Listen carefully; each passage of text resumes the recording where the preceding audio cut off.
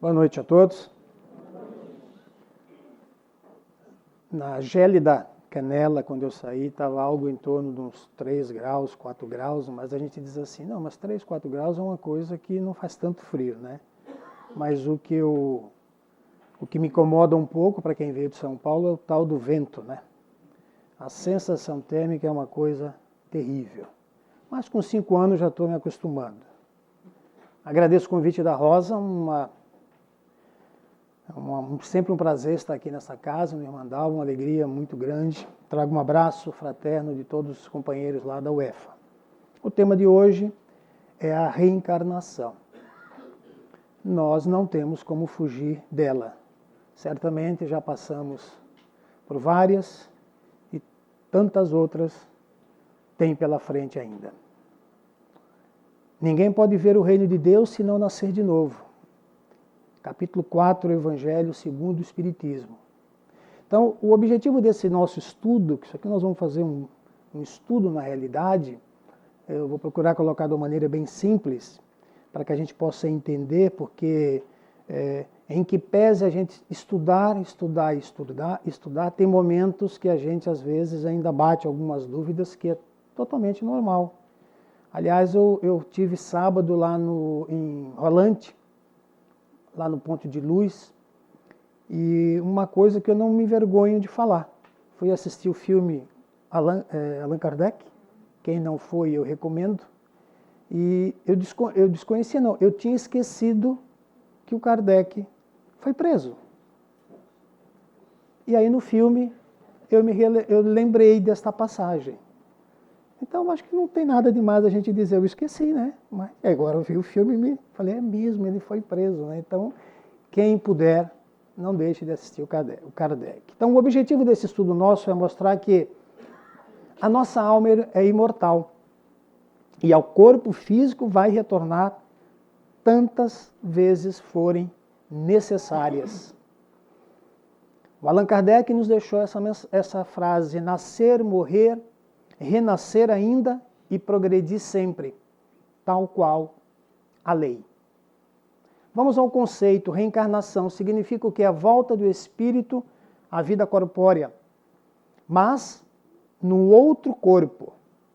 Portanto, aquele que preserva muito o corpo nesta encarnação, na próxima, infelizmente, não poderá voltar com o mesmo corpo. Sem qualquer espécie de ligação quando a gente retornar aqui com o corpo antigo. Isso é fato, não tem como ser o mesmo corpo. Eu fiz questão de colocar ressurreição, que significa o ato ou efeito de ressurgir, ressuscitar.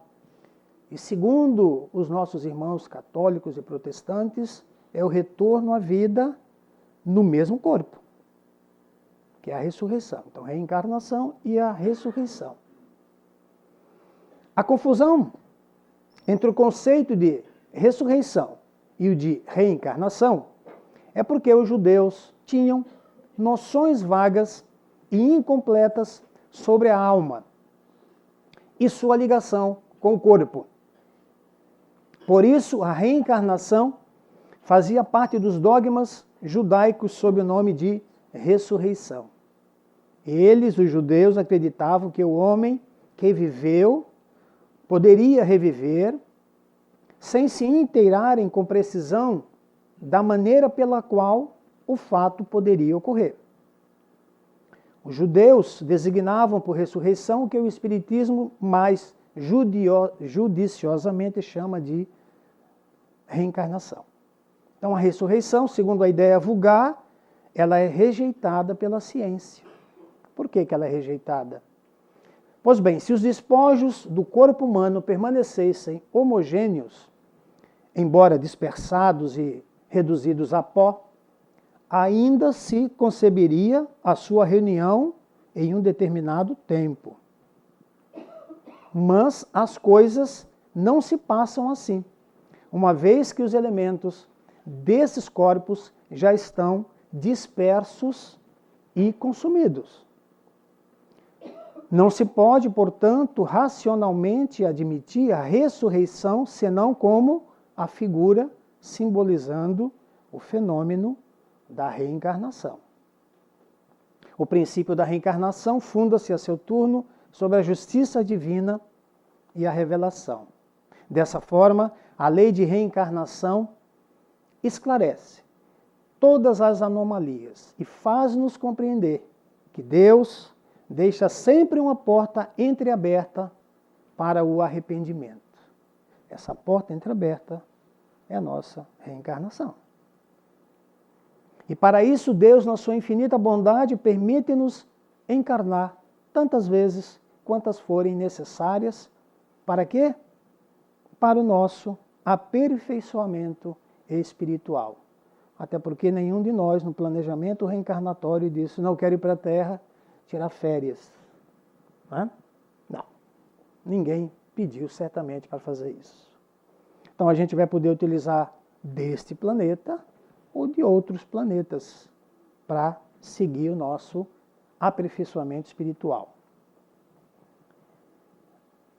O Bezerra de Menezes nos deixou uma frase aqui maravilhosa, aqui, uma mensagem que diz o seguinte: aos que retornam para aprender, os que retornam para repetir, os que retornam para pagar e os que retornam para ensinar. Todos, porém, retornam obedecendo às leis que regem, consciente ou inconsciente, a fim de que o ensino não se perca. Agradecemos a vida, a felicidade do reencontro, dentro do qual nos é possível transformar ódio em amor e valorizar a riqueza na irmandade, sem distinção de raça ou credos, principalmente aonde? No próprio lar, na nossa casa. Bezerra de Menezes. Muito bem, qual a finalidade então da encarnação? Primeira, expiação. O que significa expiar? Expiação significa o quê? Remir, resgatar, pagar. Temos um débito que tem que ser pago. Se fosse aqui no nosso planeta, quem tem algum débito, por exemplo, com o banco, se não paga, o que acontece? O nome vai lá para o SPC ou que o valha, não é isso? Tem que pagar a dívida. Então, a expiação, em sentido restrito, consiste em o homem sofrer aquilo que fez os outros sofrerem, abrangendo sofrimentos físicos e morais, seja na vida corporal ou até mesmo na vida espiritual. A segunda, qual que é? A prova. Em sentido amplo, cada nova existência corporal é uma prova para o espírito. É como se a gente estivesse na escola, na faculdade, e tivéssemos que fazer uma prova, por exemplo, né? Antigamente chamava-se prova, hoje não se chama mais, né? Mas, vamos deixar no antigamente, que é mais fácil, para a gente vai testar o que a gente realmente aprendeu. Então, uma prova, como o próprio nome já diz. Então, a prova, às vezes, confunde-se com a expiação. Mas nem todo sofrimento é indício de uma determinada falta.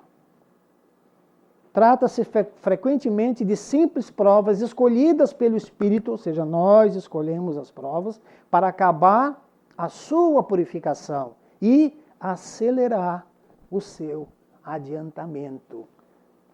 Então eu tenho uma expiação, coloco umas provas no meio para a gente dar um up na nossa encarnação, fazer a coisa andar mais rápida para o nosso adiantamento.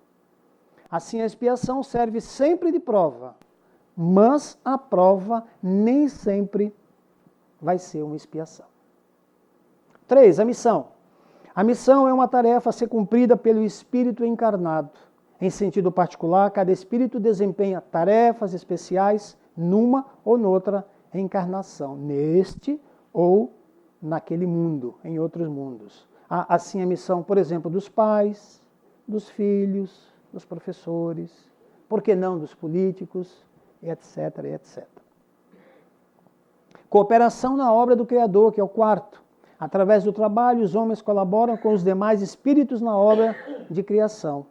E o 5, ajudar a desenvolver a inteligência. A necessidade de progresso nos impulsiona, ou seja, vai impulsionar o nosso espírito, as pesquisas científicas.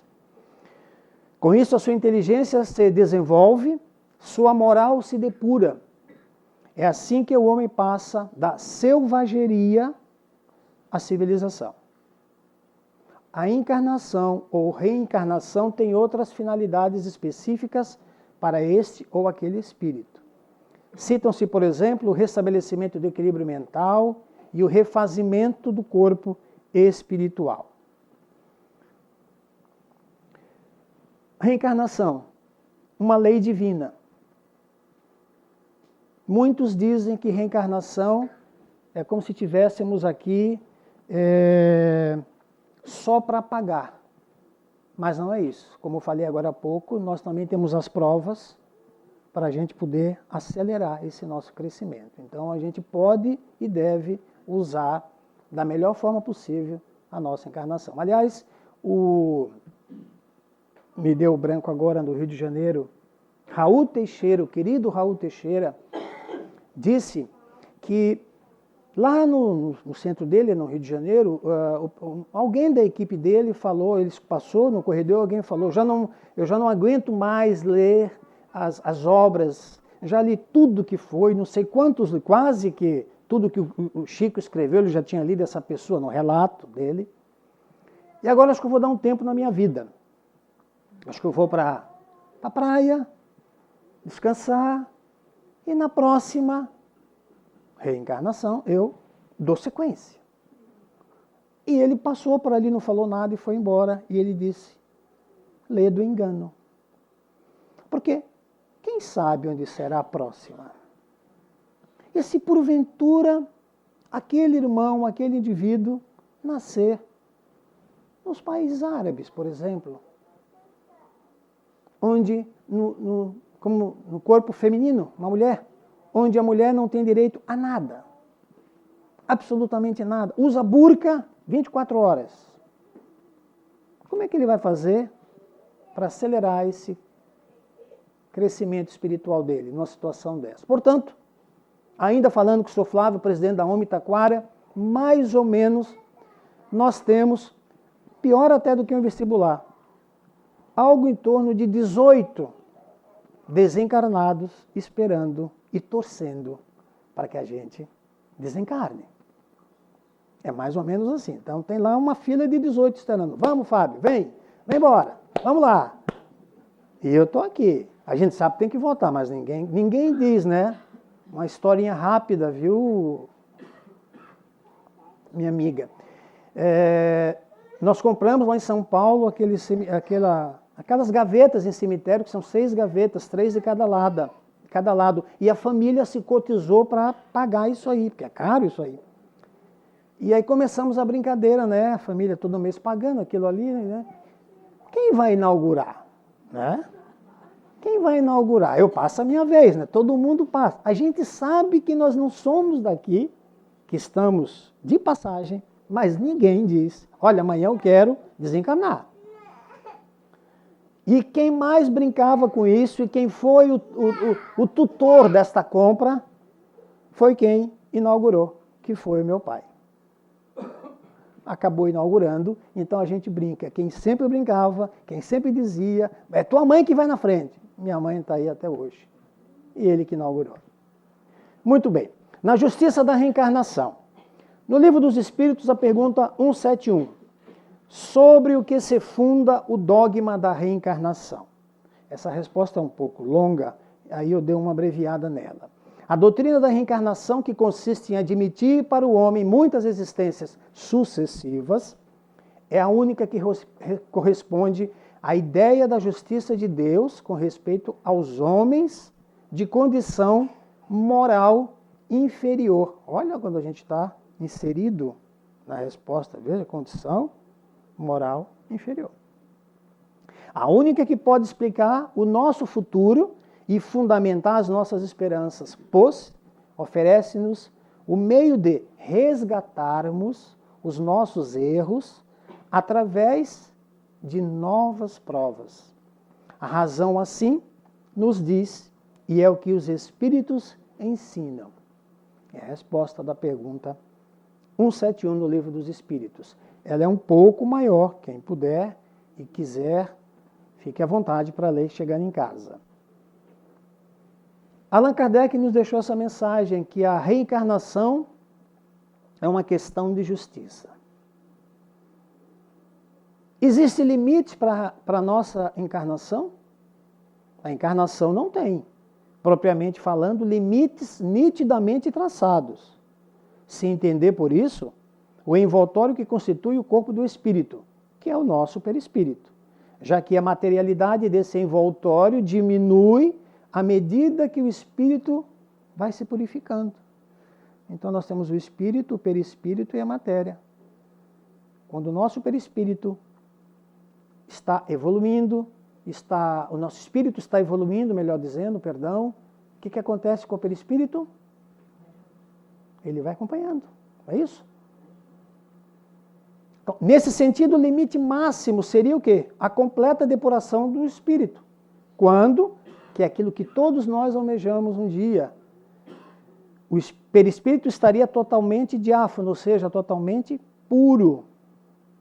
Um dia nós vamos chegar lá, né, Rosa? Todos nós. Não sabemos, mas vamos chegar. Mas, mesmo assim, há trabalhos a realizar, pois podem vir em missões para ajudar outros a progredirem. Provas da reencarnação. Temos várias.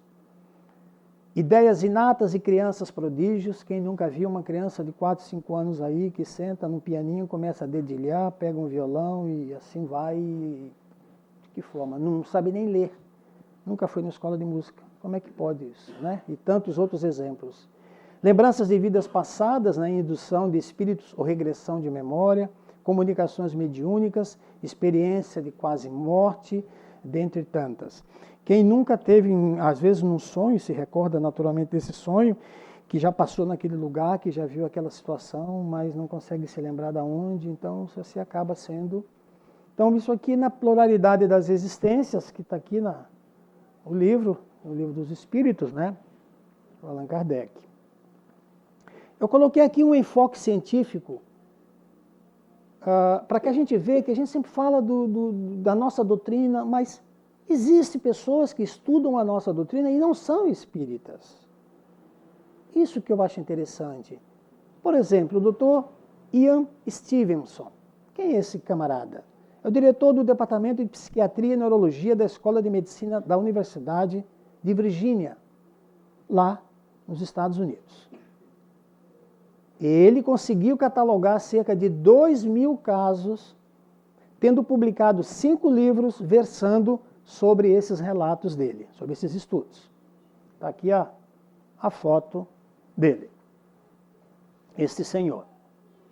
Em um dos seus livros, que chama-se 20 casos sugestivos de reencarnação, reúne 7 casos na Índia, 3 no Ceilão, 2 no Brasil, 7 no Alasca e 1 no Líbano. Esse é o livro dele. 20 casos sugestivos de reencarnação. O método empregado por este doutor consiste em descobrir pessoas, principalmente crianças, que espontaneamente manifestam recordações. Na maioria dos casos espontâneos, os principais acontecimentos já ocorreram, naturalmente, quando o doutor entra em cena. E ele coloca aqui possíveis ocorrências de erros nesse trabalho dele. Vocês viram que ele citou, que eu citei há pouco, vários países, né? Então, são várias línguas, e aí pode ser que haja os erros aí, por exemplo, na tradução, os registros no ato da transcrição das testemunhas, as observações quanto ao comportamento do entrevistado, falhas de memória por parte das testemunhas. Além disso, embora acreditem na reencarnação, as pessoas envolvidas adotam atitudes bem diferentes. Em alguns países existe uma crença generalizada de que a lembrança de vidas pretéritas condena a morte prematura. E muitas vezes os pais usam de medidas enérgicas e mesmo cruéis para evitar que uma criança fale sobre uma vida anterior. Então o pai chega a bater na criança, chega a ser bastante enérgico, impede que ele fale lá com o doutor, por exemplo, com receio que essa criança venha a morrer. Em alguns países, naturalmente. Então, são as dificuldades que ele teve para poder levantar o estudo. E, complementando, ele diz, abre aspas aqui, na medida em que nos preocupamos com a evidência de sobrevivência, não nos sentimos obrigados a supor que todo caso sugestivo de renascimento deva ser explicado como um caso de reencarnação. Recordo que esse senhor não é espírita, tá? Nosso problema é antes saber se há algum caso em que nenhuma outra explicação pareça melhor do que a reencarnação, na explanação de todos os fatos. Então ele só coloca no livro quando efetivamente faz todas as pesquisas e não existe outra alternativa a não ser a prova do que aquilo é uma reencarnação. Então o importante é isso, ele não é espírita e fez esse levantamento. Então isso é interessante. Muito bem. Cada reencarnação nossa é precedida de um planejamento, que eu falei há pouco, planejamento reencarnatório. Nós vamos lá e preparamos a nossa vinda. Mas a gente não se lembra, né? O que a gente deixou lá, e o tamanho desse planejamento, né? Muito bem. Esse planejamento permite ao reencarnante renascer aonde? No meio propício e junto a pessoas onde se faz necessário desenvolver aprendizados e os acertos espirituais. Portanto, aqueles que dizem, nasci num covil de lobos, né? Todos nessa família são loucos, só eu sou normal. Não é bem assim. Como diz o meu neto Arthur, de 5 anos, não é assim, vovô. E ele me corrige toda vez que estamos juntos. Então, vamos tirar isso da nossa cabeça. A gente tinha que nascer naquele lugar. Então, ninguém, como diz o Chico, mais adiante aqui, ninguém erra de endereço na reencarnação. Não há como. Então, nesses termos, a reencarnação é, por princípio, o que ela é? O reajuste da consciência culpada perante as leis sábias e amorosas que governam o universo. Ninguém dela está livre. Reajuste da consciência culpada. Veja só. Se em nossa encarnação ficarmos revoltados com os nossos problemas, insatisfeitos com o nosso corpo, com a nossa família, com a nossa profissão, com a nossa condição financeira, inconformados com as doenças que carregamos, com certeza absoluta, não estaremos evoluindo. Se a gente só carrega todos esses pesos aqui, não vamos estar evoluindo. É peso demais para a gente carregar. É como se fosse um caminhão. Se o caminhão coloca um sobrepeso, o que acontece quando ele passa na balança? Dá excesso. Ele é multado, não é isso? Esse é mais ou menos o exemplo. Então, todos esses pesos que eu citei, vamos começar a largar pelo caminho, para quando passar na balança, a gente não tenha nenhum problema. E se a gente continuar carregando esse peso, o que vai acontecer? Vão ficar estacionados e talvez, que é pior, acumulando dívidas e mais dívidas. Pois sempre culpamos o outro pelos nossos problemas e infelicidades. Sempre. Nunca a gente está errado. É sempre o vizinho, uma mulher, o irmão, a mãe. Eu não erro, né? Mais ou menos assim, né? E nesse caso precisaremos de quê? De muitas reencarnações para a gente poder evoluir. Muitas. A lógica da reencarnação. Eu achei muito engraçado, fui pesquisar esse Jackson Brownwick, também não é espírita, mas ele escreveu uma coisa tão bacana que ele diz que a maior de todas as ignorâncias é rejeitar uma coisa sobre a qual você não sabe. Aquele que diz, por exemplo, reencarnação, mas o que é isso? De onde vem, para onde vai, o que faz? Mas como é que pode voltar? Olha, se tu não sabe, estuda, antes de opinar, antes de falar. Aliás, a minha esposa não veio aqui hoje, que ela não está muito bem, e a gente sempre tem isso. Às vezes acontece alguma coisa, ela já quer que eu dou minha opinião. Eu falo, não, mas eu não conheço o fato. Só um minutinho. Ah, mas você está sempre em cima do muro. Não, eu preciso conhecer as coisas. Como é que a gente vai dando uma opinião se tu não conhece? Vamos esperar um pouquinho. Não é assim? Tem que esperar um pouquinho. A gente já sai, acontece alguma coisa, já quer partir para bater, já quer... Não, vamos parar. O bom senso nos mostra isso. Infelizmente, esse bom senso só vem quando os cabelos brancos começam a surgir, né? Bom seria que viesse mais cedo, né? Já ouviram falar de Jerônimo Mendonça Ribeiro? Muito bem. Foi um grande trabalhador, palestrante e escritor espírita, que juntamente com Chico Xavier, seu amigo, trabalhou pelas causas sociais e pela divulgação da doutrina espírita. Por que eu coloquei Jerônimo Mendonça Ribeiro? Porque às vezes quando a gente reclama da vida, eu vou mostrar que o que esse irmão passou, eu acho que nenhum de nós suportaria 1%, talvez meio, do que ele passou. E sempre sorrindo. Sempre sorrindo. Vamos lá, vamos falar do Jerônimo. Está aqui a foto dele.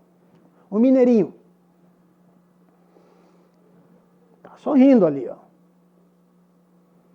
Mesmo paralisado em uma cama ortopédica e cego, trabalhava arduamente pelo ideal espírita. E por isso ficou conhecido como o gigante deitado. Já na puberdade, muito cedo ainda, muito jovem, começou a sentir dores nas articulações, especialmente nos joelhos e tornozelos.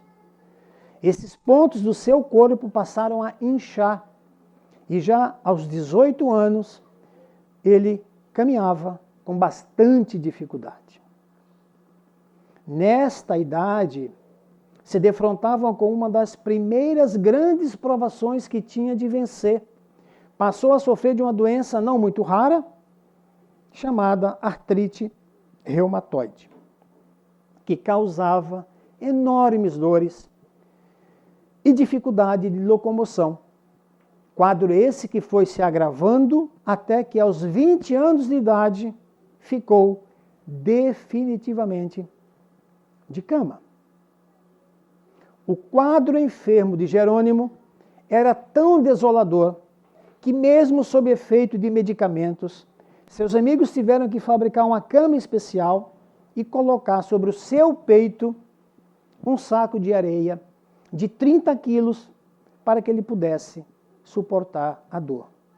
Era tanta dor que era um saco com 30 quilos no peito dele para amenizar, amainar aquele sofrimento. Está aqui ele na cama, rodeado ali de conhecidos, de amigos, sorrindo. Continua sorrindo. Permaneceu assim, meus irmãos, cerca de 32 anos preso a esta cama. Paralítico e com a agravante perda de visão. Foi ficando cego. Nasceu em Ituiutaba, Minas Gerais, no dia 1º de novembro de 39, e sua desencarnação ocorreu no dia 26 de novembro de 89, aos 50 anos.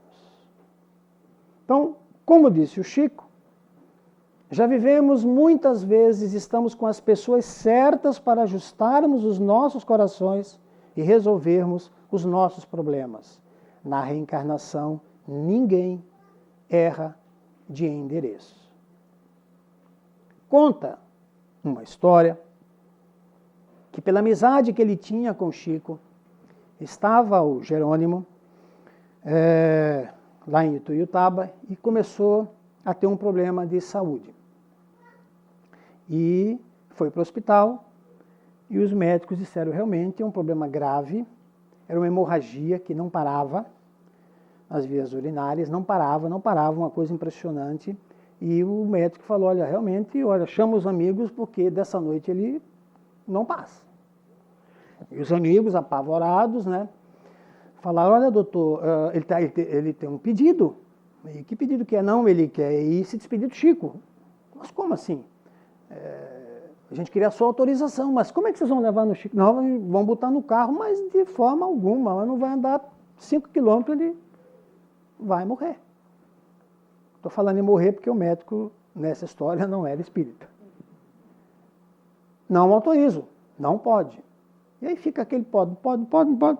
Muito bem. Alguém teve a ideia de falar com outro amigo, que era um fazendeiro, e tinha um avião pequeno. E ele falou na hora, não, eu empresto o avião. Arrancaram os bancos do avião, só ficou lá o banco do piloto, com o pilotozinho ali.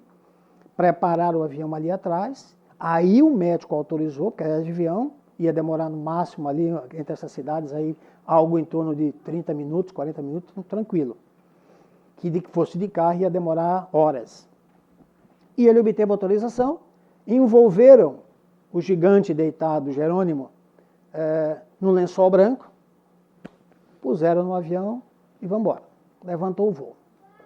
E foi um amigo junto com ele. Lá chegando em Uberaba, quando o avião pousou, já estava lá na cabeceira da pista esperando um trabalhador do centro do Chico. Foi a primeira pessoa que o Jerônimo viu e ele disse, amigo Jerônimo, seja bem-vindo, o Chico me mandou aqui para te dar as boas-vindas. E ele ficou pensando, mas como que o Chico está me dando boas-vindas se eu não falei para ninguém? Tu falou que eu vinha para cá? Não, não falei. Quem que falou para o Chico, nós já sabemos, né? Aí ele começou a pensar, puxa vida, é tanta dor que eu nem me lembrei. Claro que foi a espiritualidade que já avisou o Chico que eu cheguei. Muito bem, levaram ele para o centro. Chegaram no centro, o Chico não estava na rua trabalhando. Lá pelas tantas chega o Chico e a sua equipe. Estavam na rua ajudando os pobres, que a gente já sabe dessa história toda. O Chico encontra o Jerônimo, amigo Jerônimo, que bom te ver. Façam filas, façam uma fila aqui, os trabalhadores da casa, para todo mundo dar um abraço no Jerônimo, cumprimentar. Ele foi lá, todo mundo fez a fila, deu um abraço. Chico foi o último. Chegou na vez do Chico chegou perto dele, e aí, meu amigo, você não está bem, né? Bem, aquele lençol branco já não era mais branco, era todo vermelho, né? Por causa do sangue, né? E ele falou, tá feio o negócio, né? Tá complicado. Pois é. Tu sabe por que aconteceu isso tudo com você, Jerônimo? Gente, 30 e tantos anos em cima de uma cama. Veja só. Não sei, Chico. É o seguinte, é que você precisa parar, Jerônimo, que essa mania de se sentir um coitadinho. Você não tem nada. Você não é coitadinho. No dia que você parar com isso, você vai ver como as coisas vão melhorar. Olha, eu vou te dar aqui um passe para melhorar. E ele conta no livro, no relato, que ele começou a sentir um calor que vinha do pé à cabeça, que ia, voltava, o corpo inteiro, aquilo ali não parava durante esses quase 5 minutos do passe. E o Chico falou, pronto, acabou. Você não tem mais nada. Esse teu problema está resolvido. Você vai tomar um banho agora, vai trocar de roupa e vai trabalhar à noite. Quem vai fazer a palestra no nosso centro é você. Você já está bom. Então vejam, meus irmãos, às vezes nos deparamos com uma dor de cabeça, né? Coisas tão pequenas, já achamos, principalmente nós homens, que a dor em nós é muito maior do que nas mulheres, né? A gente sabe disso, né? A dor de cabeça no homem é uma coisa assim descomunal. Você imagine nós homens tendo um filho, tendo um parto, quer dizer, o mundo ia acabar inteiro, né? Por isso que Deus é sábio, né? Deixou para as mulheres. E com todo esse sofrimento dele, o Chico disse que ele não tinha nada, que ele parasse de ficar se maldizendo, que ele era um coitado. Então, quando a gente vê, às vezes, pessoas falando de um problema tão pequeno, eu venho na lembrança o Jerônimo. Eu digo, não, isso não é nada. Isso não é nada. De tanto sofrimento e um espírito tão elevado como foi o gigante deitado. Pois bem, havia um homem que saiu a semear. Ele colocou a sua mão dentro do seu embornal, dentro do seu saquinho, e retirou algumas sementes, lançando-as ao solo. Está ali, lançando as sementinhas ali. Né? Algumas sementes caíram em solo duro, vieram alguns pássaros e levaram embora essas sementes. Outras caíram em solo pedregoso e as sementes germinaram, mas não cresceram, por quê? Porque não tinha terra, era um solo pedregoso. Algumas sementes caíram em solo espinhoso, os espinhos cresceram e sufocaram, também não foi para frente. E por fim, outras sementes caíram em solo fértil, onde a terra havia sido preparada. Elas germinaram, cresceram, floresceram e, finalmente, frutificaram. Essa parábola, que é o semeador, contada por Jesus, retrata as nossas reencarnações. O semeador é Jesus, e as sementes são suas palavras nos convidando a segui-lo. O Espiritismo é um despertador de consciência. Ele nos mostra quem somos, de onde viemos, o que viemos fazer aqui. Repito, não estamos de férias. E para onde iremos? Ajudando-nos a diminuir o número de reencarnações dolorosas.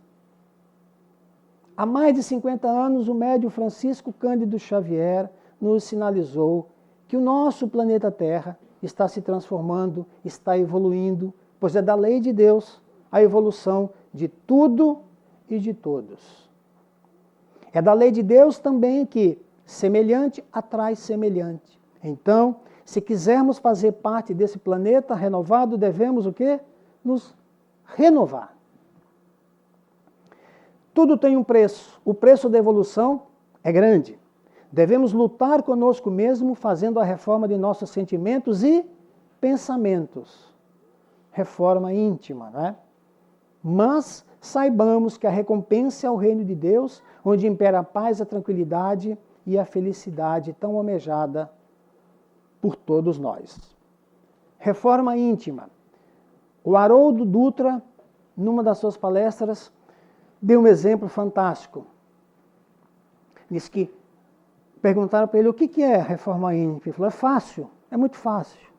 Faz de conta que você pegou um avião e foi passear em Paris. Que coisa maravilhosa, hein? Está lá, a 10 mil metros, curtindo a sua viagem. Dali uns minutos começa o avião a trepidar. Uma das turbinas para de funcionar, bateu o desespero ali dentro. Isso é reforma íntima, segundo o Haroldo. Tu ter que arrumar a turbina do avião em pleno voo. Eu não posso aterrissar para consertar tudo. Quer dizer, até agora cometemos uma série de erros, uma série de falhas, e de repente vamos parar tudo para que eu possa descer e começar do zero. Não, não é assim. A gente tem que se reformular andando, caminhando, voando. No exemplo do Haroldo. Imagine consertar uma turbina a 10 mil metros em pleno voo. É muito mais difícil do que o avião dentro de um hangar. Não é verdade? Cheio de mecânicos. É muito mais fácil. Tem uma frase aqui também do Herculano Pires. Não reencarnamos apenas para o nosso progresso. Olha que coisa linda. Mas também para auxiliar o progresso dos outros. Então não estamos só, é como uma corrida de bastão. Eu vou correndo, passo para a Rosa, que passa para a Beth, um vai passando. Não é só para mim. Eu não vim aqui só para o meu progresso. A conclusão disso tudo qual que é? A reencarnação fundamenta todo o nosso desenvolvimento moral e intelectual. Sem ela, a existência física perderia a perspectiva de uma vida futura, o que nos levaria ao materialismo. Com ela, todo o sofrimento encontra a sua explicação lógica, reacendendo assim a esperança num futuro mais promissor. O Haroldo Dutra deixou essa frase também, essa mensagem para nós, que o maior desafio da reencarnação é reencontrar e conviver com os desafetos do passado, e mais do que isso, suportar novamente os seus espinhos. Haroldo Dutra. Olha só que coisa. Hã? Conviver com o desafeto do passado e, mais do que isso, suportar tudo de novo, Rosa. E, por fim, o nosso querido Divaldo Pereira Franco nos disse que o que temos, nós deixamos aqui. Carro, casa, relógio, celular, fica tudo aqui. E o que somos, o que está no nosso coração, nós levamos. Então não se preocupe. Todos os bens desse planeta continuarão nesse planeta, quando daqui nos formos, quando retornarmos para o nosso verdadeiro lar. Então o que temos, vai ficar tudo aqui. Agora, o que nós somos, isso vai conosco.